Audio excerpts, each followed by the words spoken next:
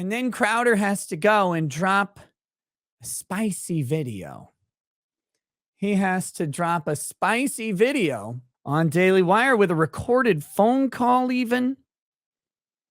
I think it's a neat open window, at least, into the high level social media realm. And that's something you just don't get very often. These contracts are usually very confidential. This is great entertainment. And it's very educational about the high levels of media, especially on the conservative media side. It's good to see the types of numbers that we're talking about. It's good to see the types of terms and stuff that we're talking about. But let's be really fucking honest. None of us should be seeing a damn thing about this. Like, I'm glad that Crowder did what he did, and I think he genuinely was trying to kind of keep the thing quiet as to who it was, although that implication is very dangerous, and I understand why Daily Wire addressed it. We shouldn't be seeing this. Crowder kind of just shouldn't have taken the deal, and you know, kind of the normal thing would have been for him to just ignore it, say, nah, no deal, it's fine, and walked away. But he chose to try and make a statement about what these companies are doing to talent. And I think the statement is important. I do think that. Now that we have this thing, now that Crowder did what he did, let's talk about the worst decisions made have been everything the Daily Wire has done since Crowder talked. They have been absolute catastrophe of responses. They don't make sense. Even if you agree with Daily Wire and what their strategies are, what their offers were, you think it's really fair, their responses have been cataclysmically stupid. They shouldn't be engaging this at all. For a company that has the ability and wherewithal to attempt to acquire the top talent in the movement or whatever at a price of 50, 60, 70, 100 million, 110, 150 million. I mean, who knows how high Jeremy would have gone if he would have kept going. But effectively throw out the idea that they're going to pay $100 million to have Steven Crowder. And for them to act in this way doesn't make them look like a $100 million company. And the only reasonable response I've seen, and I want to give credit where credit's due, Clavin, I don't think has really responded other than retweeting Jeremy's video. Michael Knowles had the best response, which is, I've been quiet on it because I really couldn't care less about contract negotiations between a media personality and a media company. And he said, the one thing I can tell you is Jeremy Boring is super nice and generous and wonderful and a true friend. There you go. Great response. Ben Shapiro saying, Crowder doesn't know anything about business and contracts. I mean, he's got y'all by the balls right now, doesn't he? If he didn't know anything about business and contracts, he would have taken your shit deal, which Jeremy admitted was effectively shit. That's the dumb thing. That's the crazy thing. If you parse Jeremy's response, and we did yesterday, he ends up saying, you just have a lawyer come in and fix all these bad terms. That doesn't help you, homie, with the look here. Now, I know this is not the final deal. Jeremy made that very clear. I don't think that Crowder made it out like this was a final deal, but maybe some people took it that way. Who knows? Doesn't matter. It does matter. You have the opportunity to do business the way that you want. You run the company. And the way you chose to do business was to provide a shit offer to someone you decided was a friend. Even if the overall terms would have been favorable, where you expected to land, your initial conversation starter was a low ball. And not just that, it seemed to be kind of an insulting low ball. And you've got stuff like you say, well, every talent that we have has a different contract that's unique to them. And then you've got Candace Owens on Tim Pool saying that she had the same provisions in the same deal effectively that Crowder had in his, probably with different numbers, the same concepts, the same restrictions. And I just had my lawyer go take care of those. Great. You have the opportunity. And this is Crowder's ultimate point.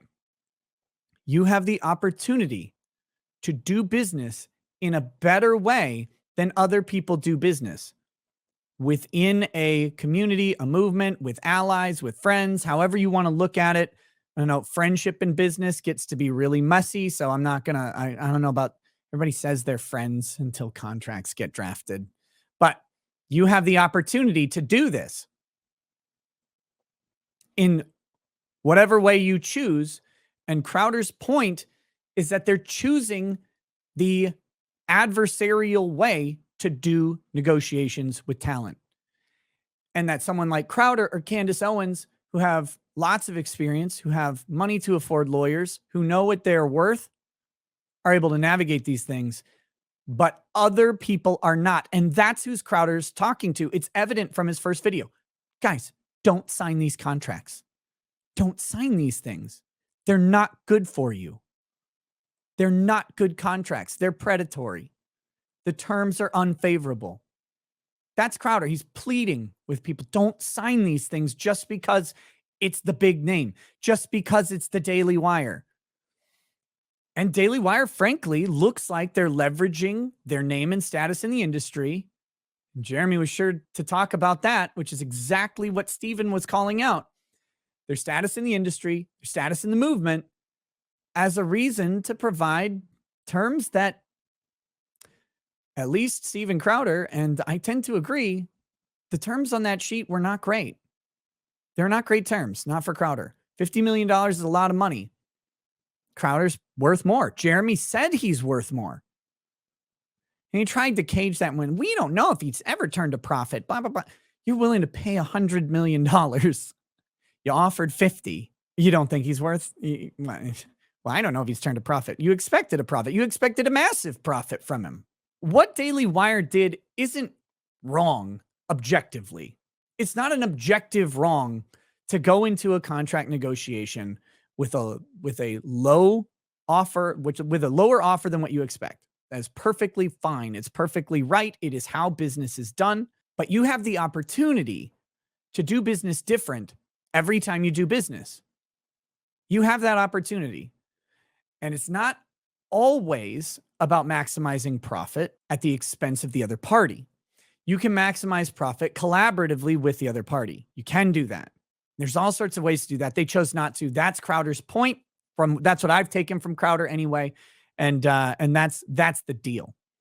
But there's nothing wrong with the Daily Wire offer sheet. Jeremy's right. It's a generous offer. Yeah, offering anybody $50 million is huge. That being said, he's admitted over and over that he thinks that Crowder is worth more than that. There's nothing wrong with Crowder bringing this stuff out, and a lot of people wanted to see it, and it's good to kind of get a conversation going. But at the same time, he may have made a big mistake for himself. He may have burned bridges that he shouldn't have burned. Only time will tell. Crowder's probably going to land on his feet, and I'm sure he's got a nice little nest egg that'll keep him going. But he may have burned some contacts, even outside of Daily Wire, with this. How much is that worth to him? We'll find out. It's worth more than $50 million to him, though. That should say something. Because, I mean, he's effectively, he's wiping his ass with the deal. I don't think Daily Wire is going to do business with Steven Crowder after this. And that's the other problem with this. If this offer was offensive to Crowder, which it does seem to be like personally offensive to him, this relationship wasn't going to work. Daily Wire, by making the offer that they made, burned their chance at Steven Crowder from the start. And he apparently gave him a couple months to kind of reconsider and change their approach, and they didn't. And now that friendship, that's gone. That working relationship, that's gone. And the opportunity for them to bring Crowder and for him to work with them is gone. Based on that first offer, you can fuck over an entire deal, a very profitable business relationship, with one wrong move at the beginning. If you offend the other party enough, they'll just say no. It's a good lesson for people to learn, because you get tempted, especially like when you're doing law school and your hypotheticals where you have to negotiate with someone. You always come in with the really ridiculous low ball and then you try and work it out. But in real life, it doesn't work that way. In real life, you come in with the lowest ball ever and they just say, fuck you, I'll find somebody else. He posted this 6 hours ago. They don't get deals that... They can be wage slaves for a little bit, come over and make a salary and grow their brand. They can be wage slaves for a little bit. They can be wage slaves for a little bit. Ouch. Yikes.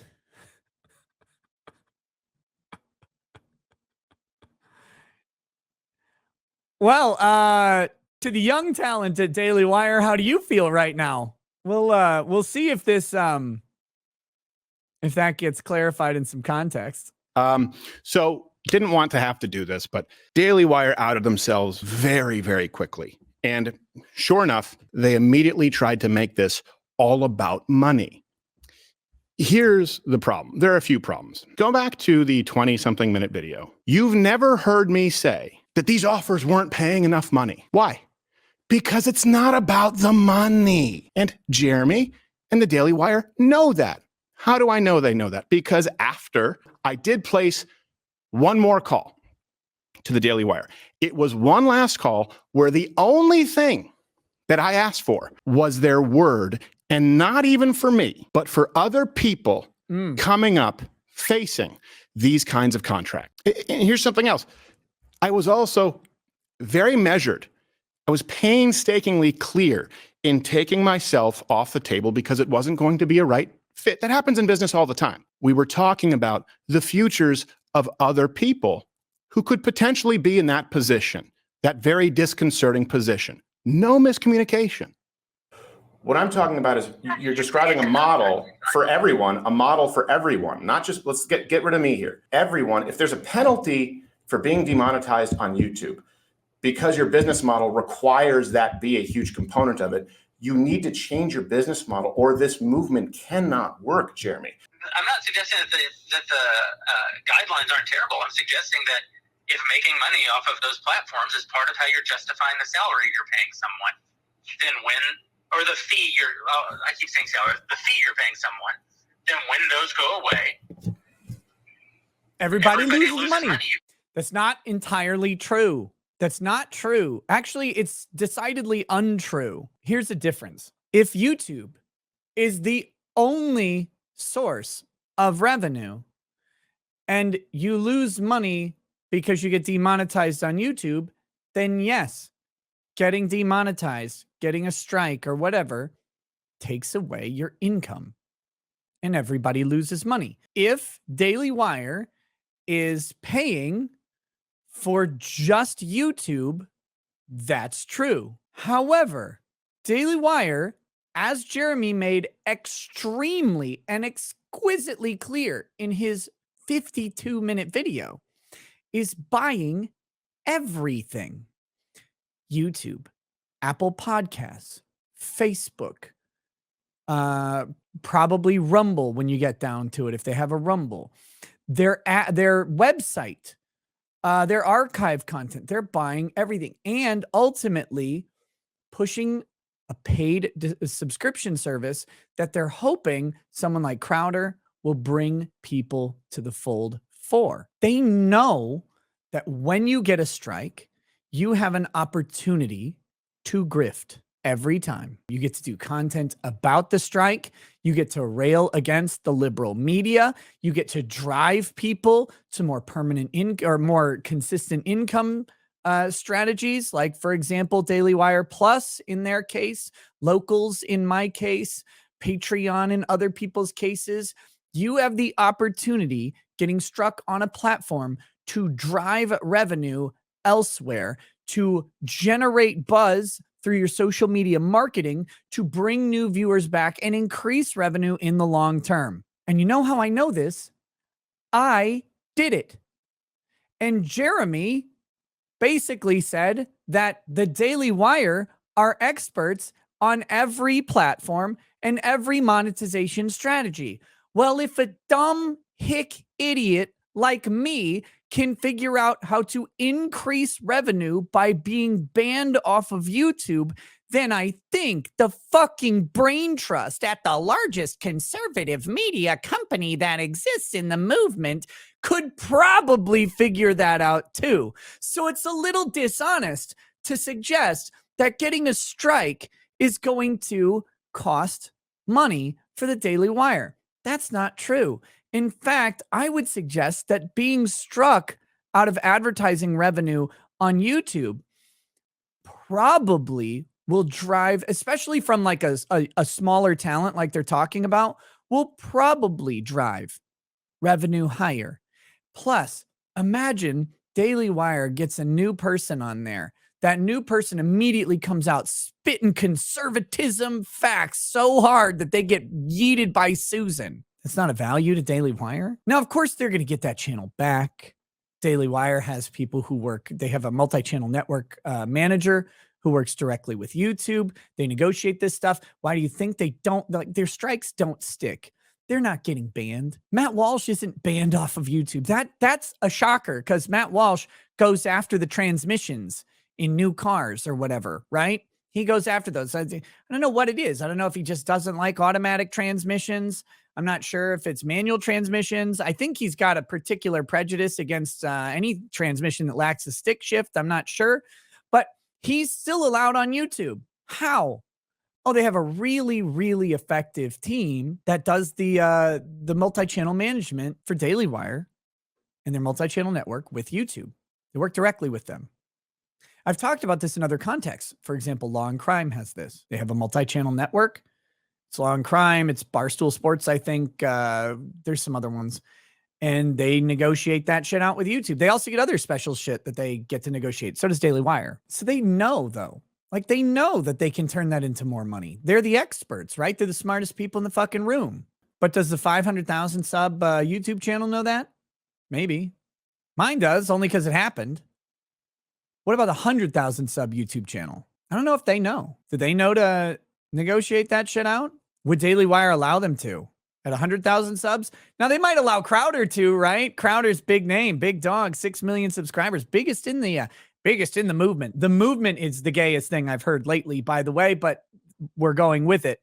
But it's, I don't know, it's very interesting to me because these guys have a lot of knowledge about the industry clearly, and they're acting like they don't. And that's the exploitative thing that Crowder's talking about, because he's effectively accusing them of taking advantage of people who don't have the experience, who don't have this the same level of overcoming these obstacles. It's putting a gun to their head after the contract is signed. You can't pay the same amount with less revenue. How about you create a different business model? Now, I know what some of you are thinking. Of course, telling someone else, hey, change your business model. I get it. I'm in no position to say that unless. Wrong.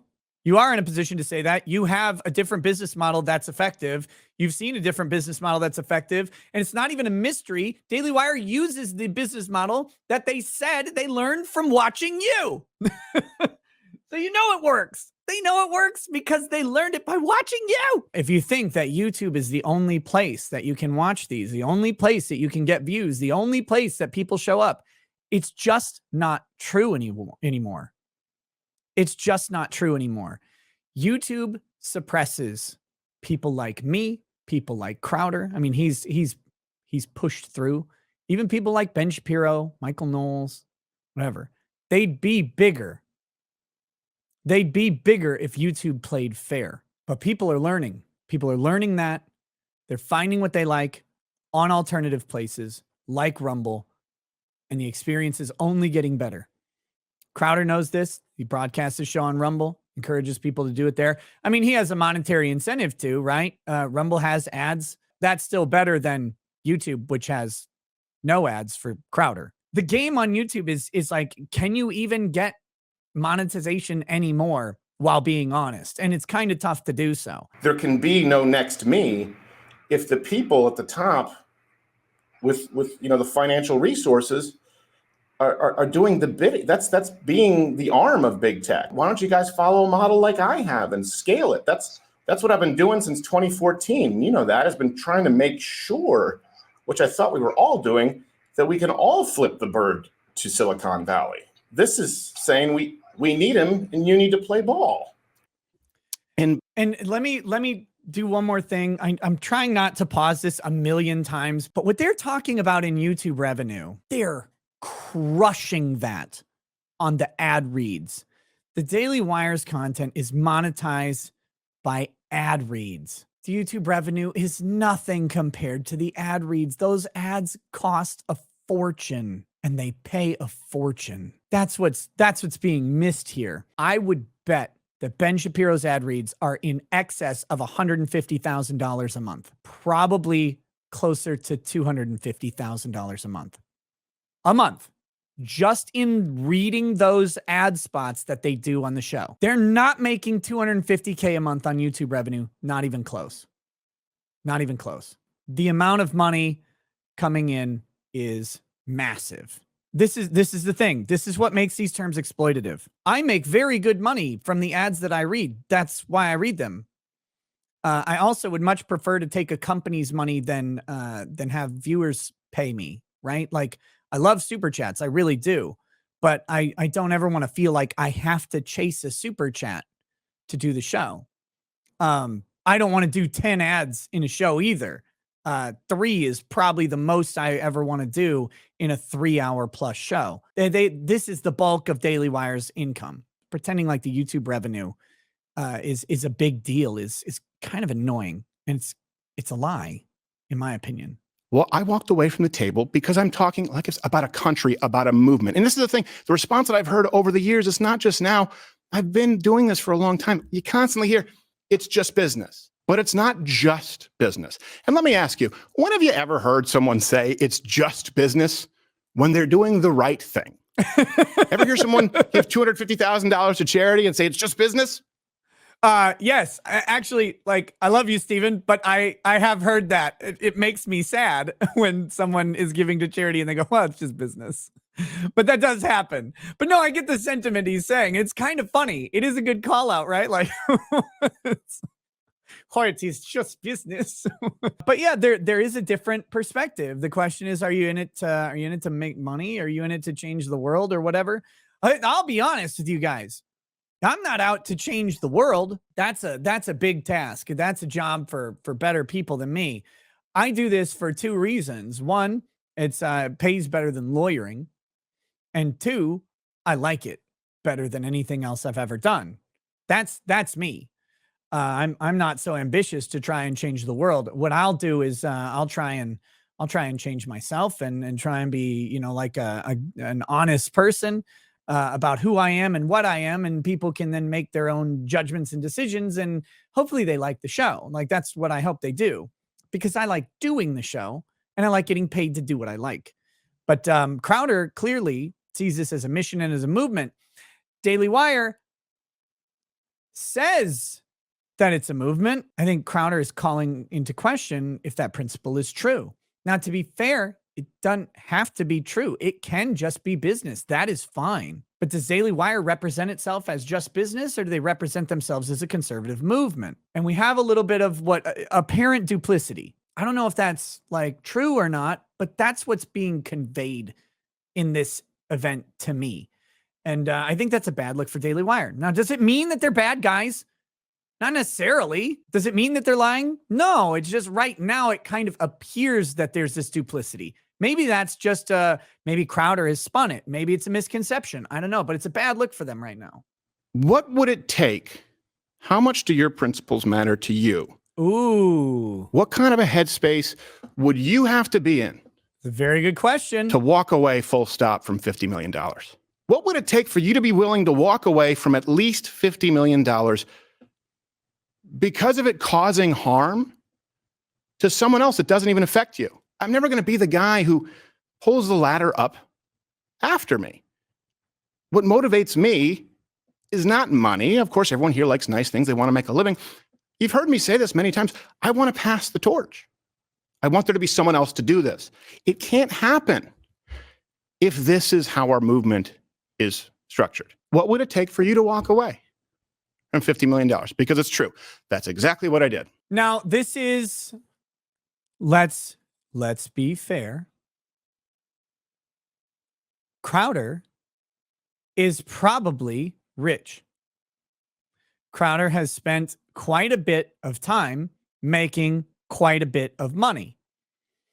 Crowder also knows that he can probably make $50 million in the next 4 years. It's easier for him to walk away from $50 million, right? So he has a little bit of leeway to say, well, I walk away from $50 million.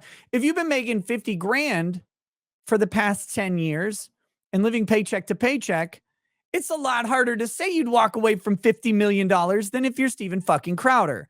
Let's just be honest about that. That's an okay thing to be honest about.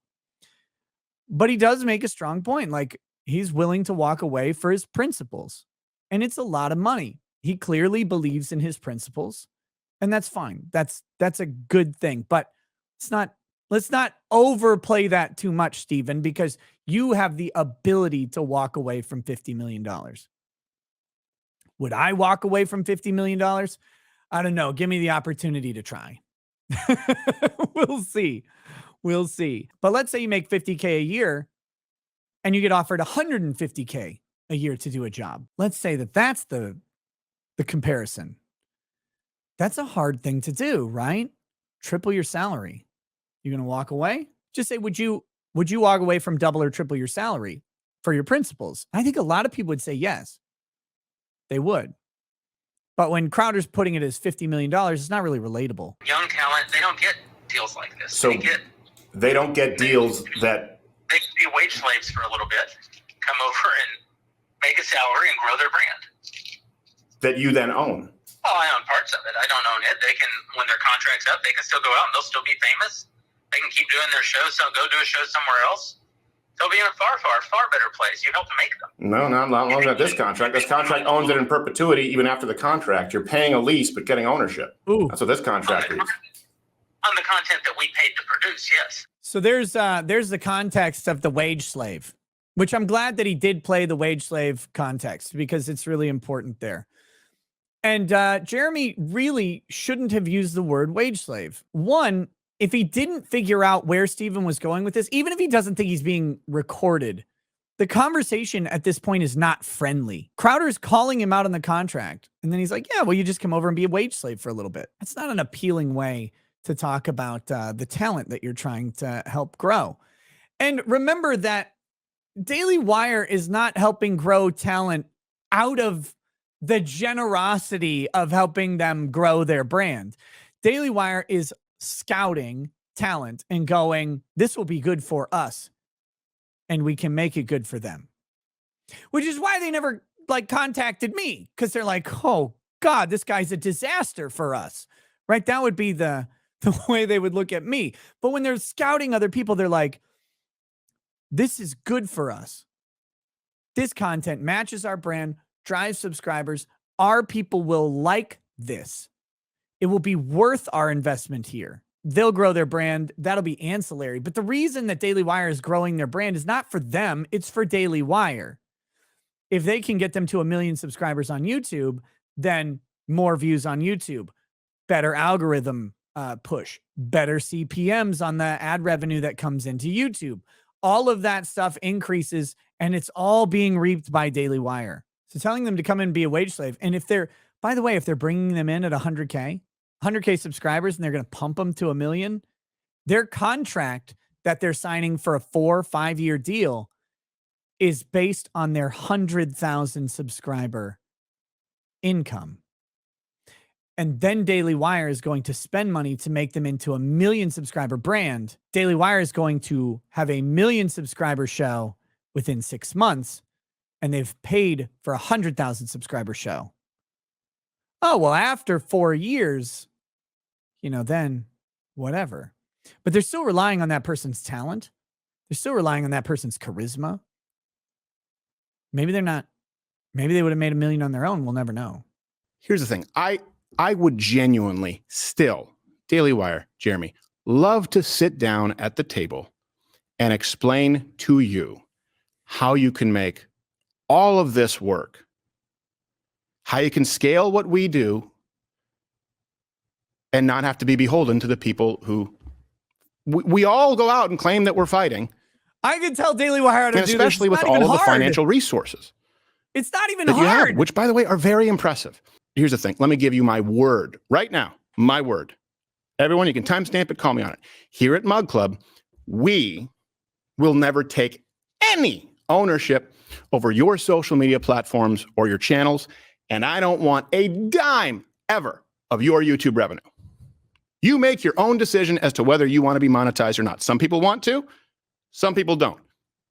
I just have a problem with requiring that you do and penalizing you if you don't. And to Daily Wire, to the rest of the people out there, give me a call. If you give me your word, this is all that matters here. Just give me your word that there will never be a clause in a contract again for some unsuspecting kid or someone who doesn't have the luxury to walk away from $50 million, as I did, true, guilty as charged. Give me your word that you will not penalize them 25% for demonetization, another 20% for a strike, another 20% for Facebook, Spotify, Apple, up to 80%. Just give me your word that that clause, that spirit will not be in any contract sent out to anyone else who's at the front lines fighting for this country, and we're done. All of this stops right now. You will never hear from me again. I will go out and sing your praises. You can pick up the phone. You have my word. That's all it is. That's all this is about. There you go. In the interim, to everyone else, stopbigcon.com. Be a signatory. I'll see you Monday. Tim Pool. All right. So there's that. Again, interesting stuff to me. I don't know. I this is my business. So I do find this interesting. Like it's of interest to me. I don't have any interest in joining Daily Wire. I don't think I fit over there, honestly. I don't think I ever did. I don't. People are telling me to partner with Crowder, like join his network. I mean, depends on what the terms are. I think Crowder is a good dude.